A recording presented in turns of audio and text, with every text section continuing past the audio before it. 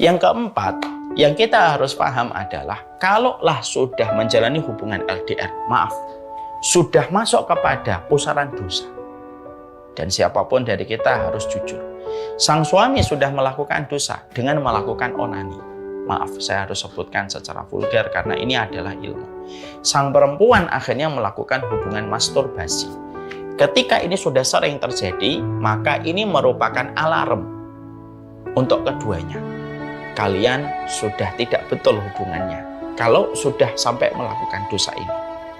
Sehingga akhirnya ketika pada poin yang keempat alarmnya adalah hubungan, bahwasanya sang suami akhirnya melakukan hubungan haram, melakukan tindakan haram di kamar mandi, dan perempuan juga melakukan aktivitas haram di kamarnya.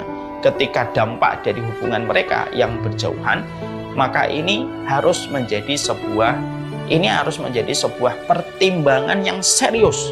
Apakah hubungan LDR itu akan dilanjutkan ataukah cepat segera untuk dicarikan solusinya untuk bisa berjumpa dan tidak perlu melakukan hubungan jarak jauh.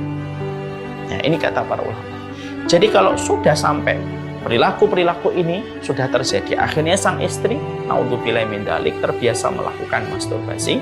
Apabila sang suami sudah terbiasa melakukan onani, lalu akhirnya karena mereka menjalani hubungan LDR, maka harus segera untuk beristighfar, harus segera untuk mengakui kesalahannya, dan harus segera untuk mencari solusi, bukan untuk mencari pembenaran. Karena apa?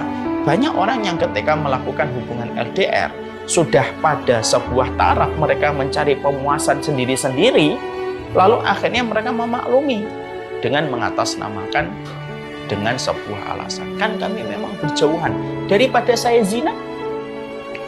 Hubungan orang kalau sudah nikah, maka tidak boleh dan haram hukumnya untuk mencari kepuasan secara pribadi. Sang istri mencari kepuasan pribadi, sang laki-laki mencari kepuasan pribadi. Makanya akhirnya para ulama menyampaikan, menerangkan, kalau di dalam pernikahan itu sudah masuk kepada sebuah dosa, maka pasangan itu harus segera berjumpa. Lalu ketika mereka berjumpa, mereka tidak boleh mengatasnamakan LDR atas perbuatan dosa yang telah mereka lakukan, tapi justru mereka bertobat dan mereka betul-betul berusaha gimana cara solusinya supaya dosa ini tidak terjadi kembali dan tidak menjadi pembenaran kita untuk melakukan dosa itu. Dan ini kata para ulama yang keempat. Karena tidak sedikit mereka yang melakukan LDR akhirnya mencari kepuasan pribadi karena tidak bisa berjumpa dengan suaminya dan istrinya.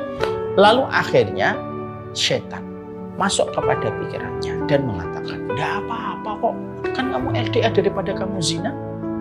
Daripada kamu zina itu harusnya dikatakan oleh orang sebelum nikah. Kalau orang sudah menikah, dia sudah diberikan oleh Allah sebuah tempat untuk memberikan kepuasan yang bisa mengalirkan ketenangan ketika mereka melakukan hubungan suami istri. Makanya kalau sudah dalam taraf alarm ini sudah bunyi, harus segera untuk berjumpa dan harus segera untuk mencari solusi tercepat supaya cara-cara yang semacam itu tidak menjadi pembenaran. Itu yang